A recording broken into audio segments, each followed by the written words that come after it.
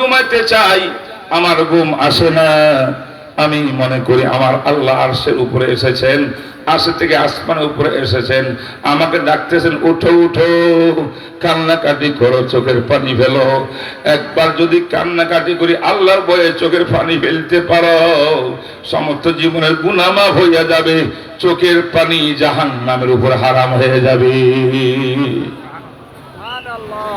রাত আমি ঘুমাইতে পারি না, সারা রাত তাহাজ্জুদ পড়ি, কিছুক্ষণ ঘুমাই, অনেক সময় তাহাজ্জুদ পড়ি, জিকির আজকার করি, কোরআন তিলাওয়াত করি, আর জিকির করি লা ইলাহা ইল্লাল্লাহ, জোরে জোরে লা ইলাহা ইল্লাল্লাহ, লা ইলাহা ইল্লাল্লাহ, লা ইলাহা ইল্লাল্লাহ। ये कलमा फसले बोलो लाला का नहीं पाबंद, बहार हो के खजा ला इलाहा इल्लल्लाह, ला इलाहा इल्लल्लाह। আমার ভাইরা, আল্লাহর নবী শুনতে আছেন, তাকিয়ে আছেন হতবাক হইয়া সাহাবীর চেহারার দিকে।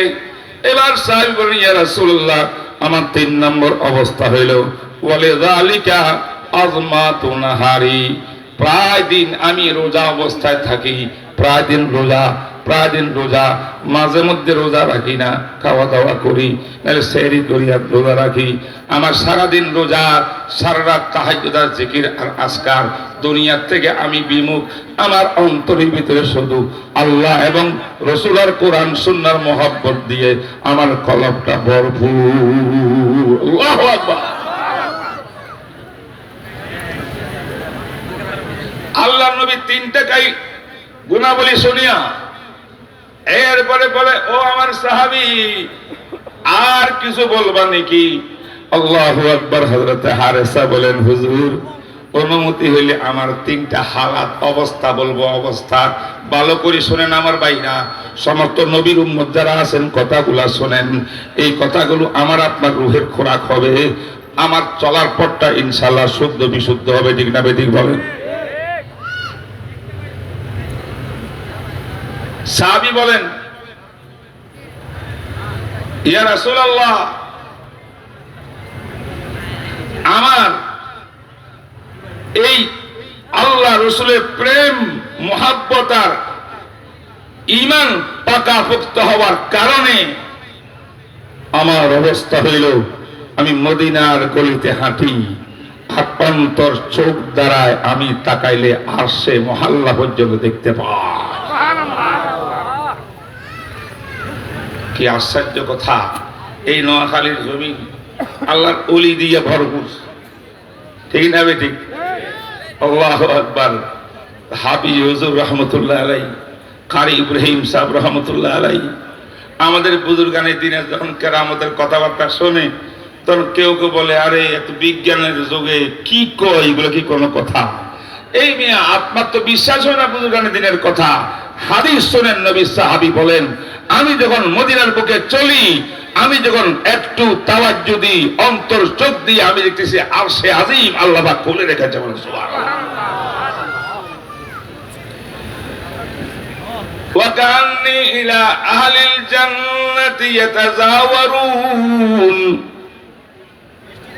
ওগো নবী আল্লাহ, অন্তর চোখ দিয়া ঈমানের প্রকাশের কারণে, অন্তরের চোখ দিয়া যদি আমি খেয়াল করি, অন্তর চক্ষুর দ্বারায় আমি জান্নাতে দেখতে পাই, জান্নাতবাসীকে দেখতে পাই, বেহেশতবাসী দলে দলে একদল আরেক দলের সঙ্গে আসা যাওয়া করে, মুসাফাহা করে, আনন্দ করে, কোলাকুলি করে। এটা আমি মদিনার বুক থেকে আমি অনুভব করতে পারি। সুবহানাল্লাহ। আর কি দেখলাম? আরেকটা হইল, আমি জাহান্নামবাসীর চিৎকারের আওয়াজ, আযাব গজবের চিৎকারের আওয়াজ, মদিনার জমিনে আমি চলি, আওয়াজ আমার কানের মধ্যে পৌঁছে। আল্লাহু আকবার। এই অবস্থা যখন সাহাবী নবীজির প্রশ্নের উত্তরে বললেন, এবার আল্লাহু আকবার, আমার নবী বলেন, ইয়া হারেসা কাদ আরাফতা, কাদ আরাফতা, ফালজিম ফালজিম হালজিম, হে হারেসা, এই ইমানের স্পিরিটকে ধরে রাখো, ধরে রাখো, ধরে রাখো। তুমি আল্লাহ পাকের মারিফত অর্জন করি, আল্লাহ পাকের সত্যিকার মারিফত অর্জন করে ফেলেছো, বলেন সুবহানাল্লাহ। ও আমার ভাইরা, সবাই দাবিদার আমরা ইমানদার, সবাই আমাদের দাবি ইমানদার হওয়ার দাবিদার না? কথা বলেন না কেন?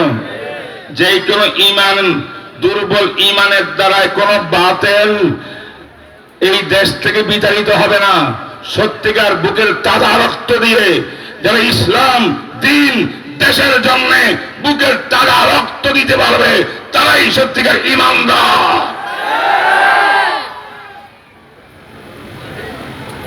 এই মাইকে ডিস্টার্ব করতেছে আমাকে।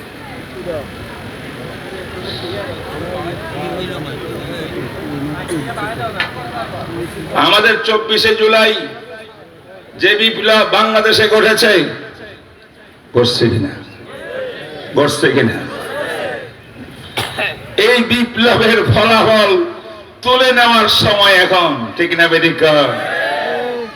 এই বিপ্লবের দ্বারা প্রথম ফলাফল এই হয়েছে, এই দেশে যারা যারা বলেছিল দেশের মালিক আমি, জমিনের মালিক আমি, জনগণের মালিকও আমি, যেমন ইচ্ছা তেমন করে আমি ব্যবহার করব, জুলুম অত্যাচার ব্যভিচার সব আমার জন্য বৈধ, এই সমস্ত নজরিয়া দৃষ্টিভঙ্গি যাদের ছিল, যার কারণে অসংখ্য উলামায়ে কেরামকে সেই জেলখানার মধ্যে ঢুকাইছে, মিথ্যা মামলা করেছে, আয়না করে রেখেছে। এই দেশের আমাদের ছাত্র জনতাকে, আমাদের নেতাদেরকে গুম করিয়া আয়না করে রেখে নির্যাতন করেছে। সেই নির্যাতন আইএমএ জালিয়াতকে হার মানায়।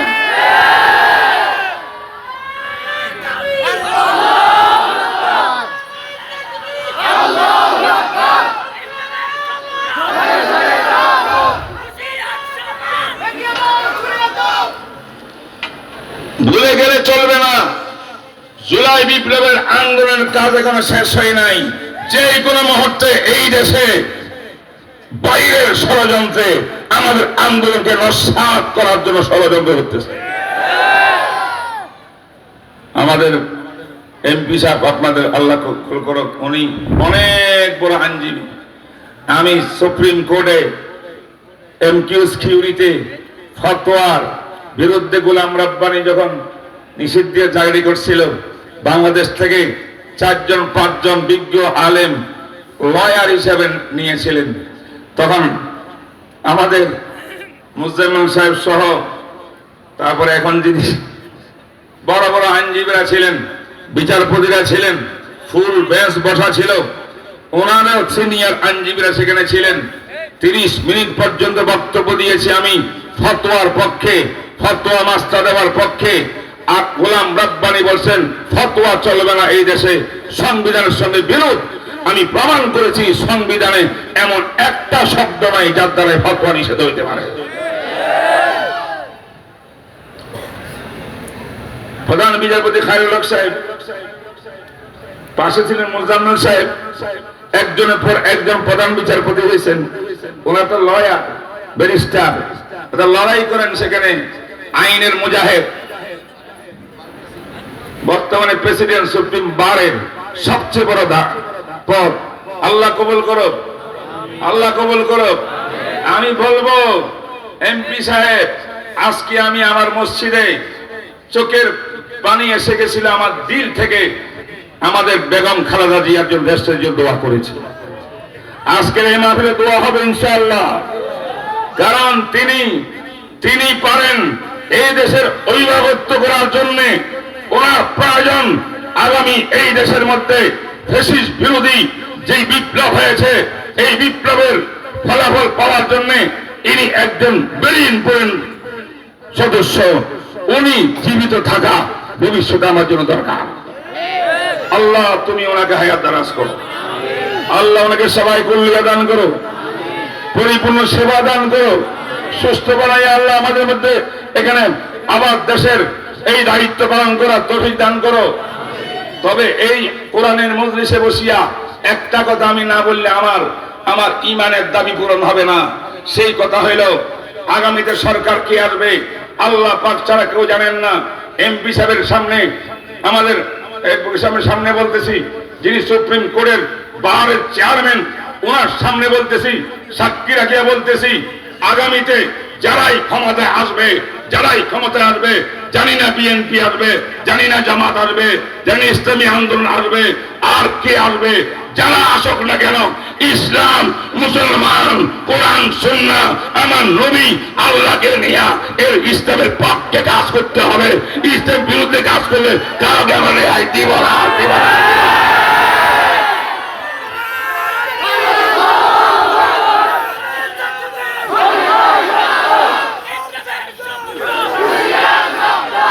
আগামীর পার্লামেন্ট হবে ইসলামের পার্লামেন্ট। আর ইসলামের পার্লামেন্ট করার জন্য মুফতি মিজান সাহেব লাগবে না, ইনিও পারবেন। ঠিক না বেঠিক? আমাদের হাবিবজি হুজুর রহমতুল্লাহ আলাই যখন প্রেসিডেন্ট নির্বাচন করছিলেন সাত্তার সাহেবের জামানায়, সাংবাদিক জিজ্ঞেস করলো, হুজুর আপনার প্রেসিডেন্ট নির্বাচন করতেছেন, ধরুন আপনার প্রেসিডেন্ট বাংলা হয়ে গেছেন, আর সাত্তার সাহেব পরাজয় বরণ করছে, আমার দেশ কেমনে চালাবেন? হুজুররা তো কিচ্ছু জানে না, মোল্লা মুলি সাহেব কোরআন হাদিস পড়ছে, এরা কি পার্লামেন্ট কেমনে চালায়, শশীয় বলে কেমনে চালায়, কেমনে কি করবে কিচ্ছু জানে না, আপনি কেমনে চালাবেন? এই সাংবাদিকের প্রশ্নের উত্তরে হাবিবজি হুজুর রহমতুল্লাহ বলেছিলেন, আরে ভাই সাহেব আপনারা কি বলতেছেন, আমি যদি আল্লাহ আমার ক্ষমতা বসায় আমি তো মন্ত্র পাল্টাই দেব, মন্ত্রী পাল্টাবো না। তার মানে কি, যে মন্ত্রীরা যেভাবে আছেন, আমাদের যত ঝানু রাজনীতিবিদরা আছেন, পার্লামেন্টারিয়ানরা আছেন, ভালো ভালো শিক্ষিত আছেন, দেশ তারা চালাবেন। কেউ মনে রাখতে হবে, অতীতের ইতিহাস বলে যাইতে হবে, ইসলামের বিরুদ্ধে বক্তব্য দিয়া 1 মাসের বেশি কেউ দিতে পারবে না। এটাই জুলাই বিপ্লবের আন্দোলন, এটাই জুলাই বিপ্লবের ফলাফল। কারণ রক্ত, এক সাগর রক্ত দিয়েছি, শাপলা চত্বরে আমাদের রক্ত ঝরেছে, মোদী বিরোধী আন্দোলনে রক্ত ঝরেছে, আরো অনেক রক্ত দিয়েছি, অনেক হাবেস আলেমদের চোখের পানি দিয়া জেলখানা বাসিয়েছে। ও আমার ভাইরা, অল্প মেহনত করি নাই, এত মেহনতের পরে আজ যদি পুনরায় ওই আগের মন্ত্রতন্ত্র হয়, ইসলামের নাম না থাকে, সেইটা আমরা চাই না।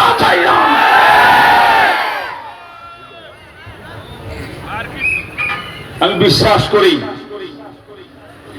ওনাকে সাক্ষী রেখে বলতেছি, জনাব তারেক জিয়া সাহেব, ওনার আগাগোড়া বক্তব্য আমি শুনি, যখন বক্তব্য দেন আমি মনোযোগ সহকারে শুনি। আমার মনে হয় তারেক জিয়া সাহেবের অন্তরে এটা 100% জানা হয়ে গেছে, আগের মতো দেশ চালাইলে চলবে না, নতুন ইসলামী দেশ চালাইতে হবে।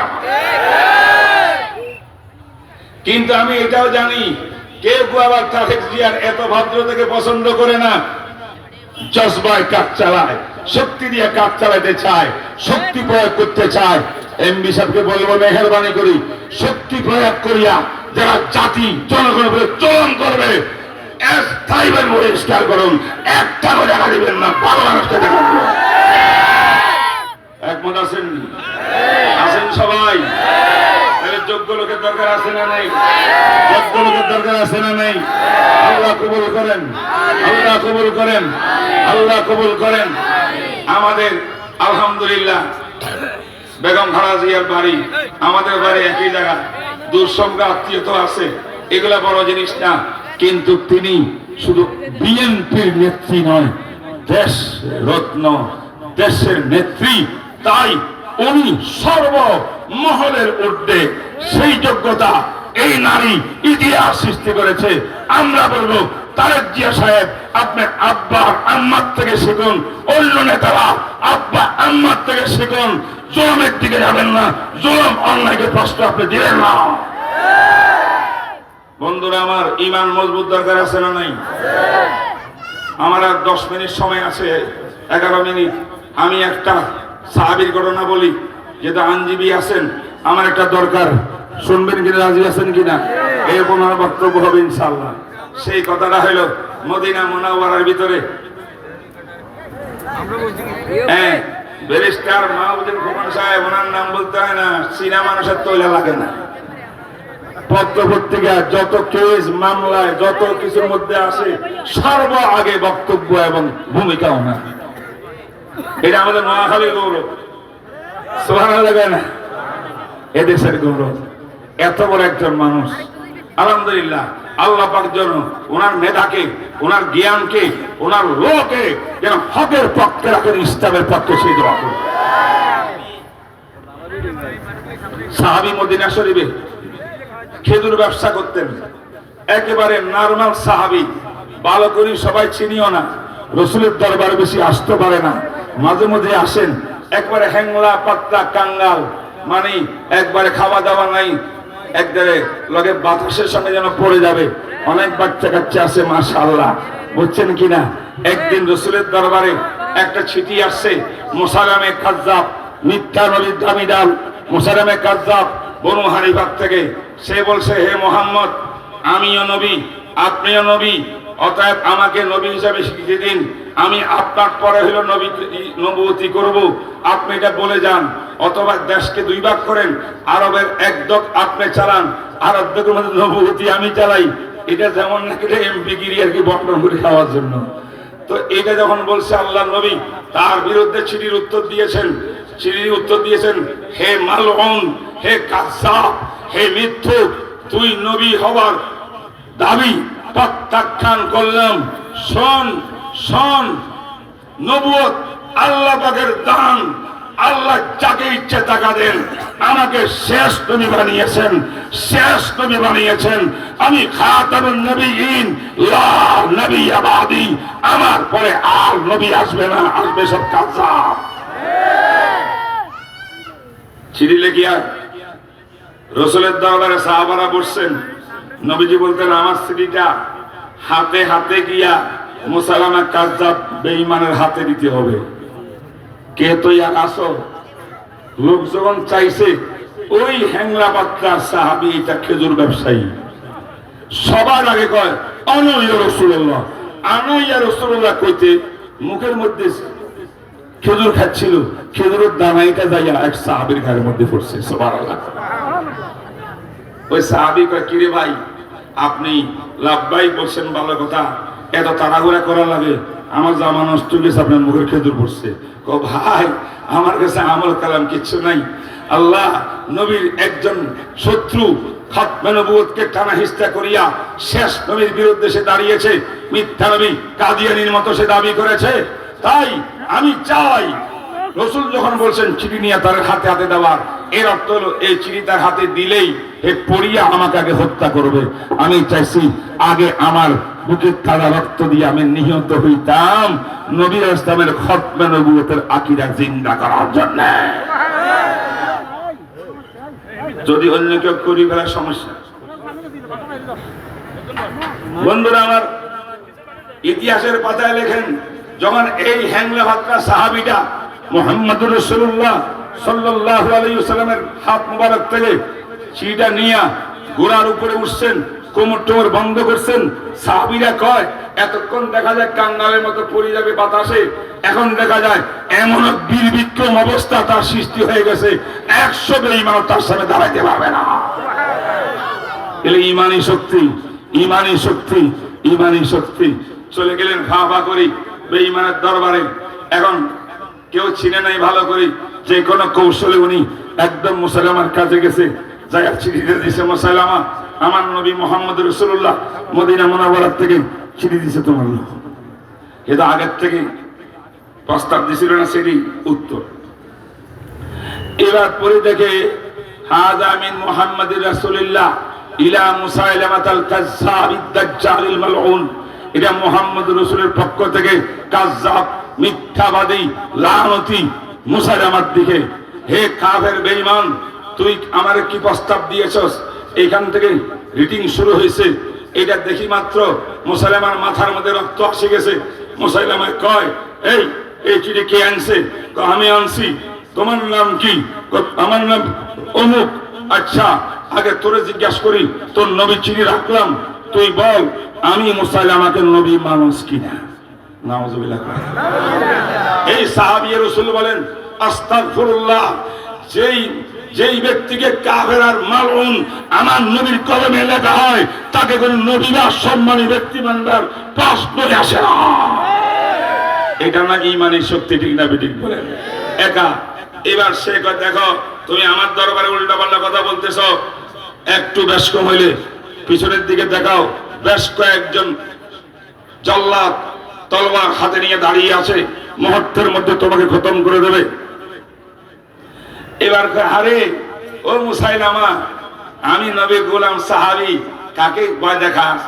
এই এরা কি করবে? আমরা তো বদরের ময়দানে জিহাদ করিয়া তোমাদেরকে পরাজয় করেছি, উহুদের ময়দানে বিজয় ছিনিয়ে আনেছি, খন্দকের ময়দানে বিজয় ছিনিয়ে আসি। শোন, আমরা তলোয়ারকে পারোয়া করি না, অস্ত্র পারোয়া করি না, আমি নবীর সৈনিক, আল্লাহ ইমানের শক্তি দিয়া চলি আমি। এরপরে সে বলল দেখ আরেকবার বসে আমাকে ঈমান আন। কষ্ট নাই। তখন জল্লাদে এক হাতের উপরে আঘাত করছে, হাত এইটা দেহের থেকে বিচ্ছুত হইয়া দূরে চলে গেছে। তখন মুসাইলামা তখন নবীর এই সাহাবী আল্লাহু আকবার ঈমানের প্রেমে, এসকে নবীর প্রেমে বলে, আয়াত বলে মা কানা মুহাম্মাদুন আবা আহাদিম মির রিজালিকুম ওয়ালাকিন রাসূলুল্লাহি ওয়া খাতামান নবিয়্যিন। আল্লাহ কোরআনের আয়াত পড়ে পড়ে খুশি হচ্ছেন আর জজবায় আসছেন।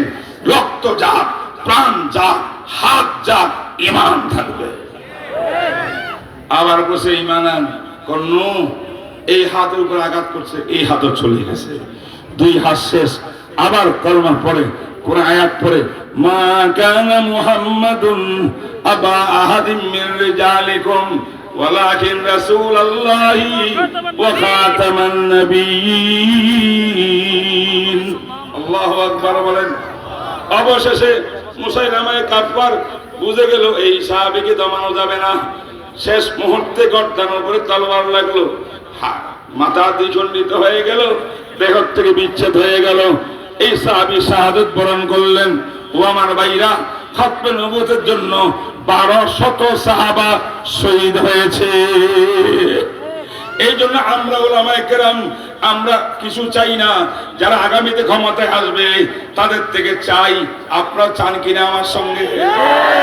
আমরা চাই আগামীতে যারাই ক্ষমতায় আসবে 1 নম্বর পার্লামেন্টের মধ্যে বসলে কাদিয়ানী বেঈমানদেরকে অমুসলিম ঘোষণা করে আইন পাস করতে হবে, করতে হবে, করতে হবে।